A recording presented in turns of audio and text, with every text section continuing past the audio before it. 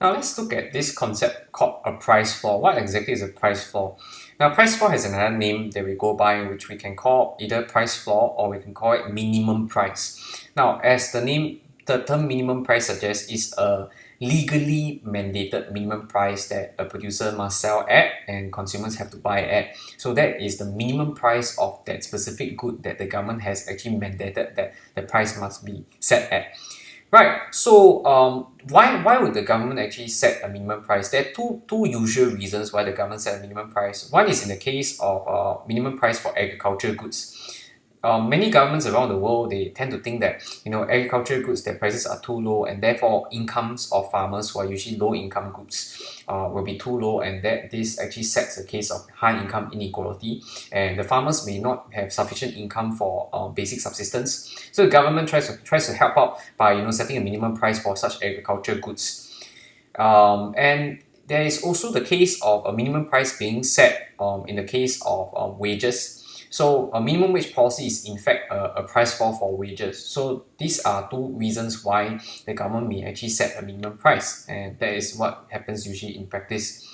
But when we look at a minimum price or price floor, what actually happens? Let's examine this diagram together.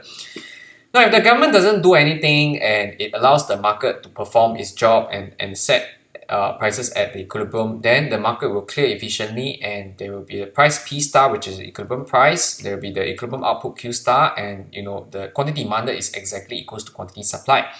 But if the government goes and set a minimum price or price floor, let's say to be here, and remember a price floor is only effective if it's set above the equilibrium price. If you set it to be below the equilibrium price, it doesn't make sense, because if this is the minimum price and the price is here, that's okay, nothing's going to happen.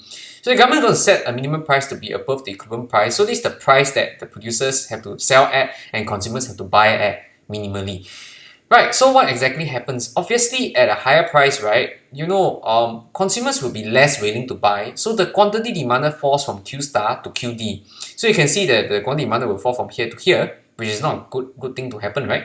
And then what happens to the producer is that the producer will be willing to sell more at a higher price. So it increases the output from Q star to QS. So what happens here from QS to QD? What happens here from QS to QD is that you have a surplus that's not purchased by anyone.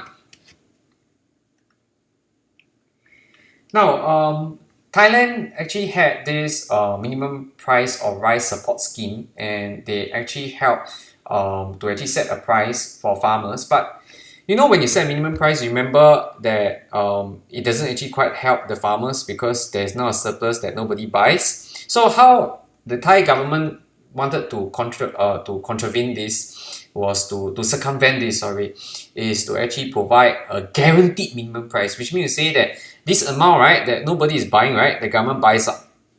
Alright, so in the end, the government had a strategy that didn't quite work out, and there was a lot of corruption, supposedly, and there was a lot of stocked up rice that they couldn't sell, and this became a huge and inefficient use of resources, because a lot of rice was being stocked up and not being sold and not being used.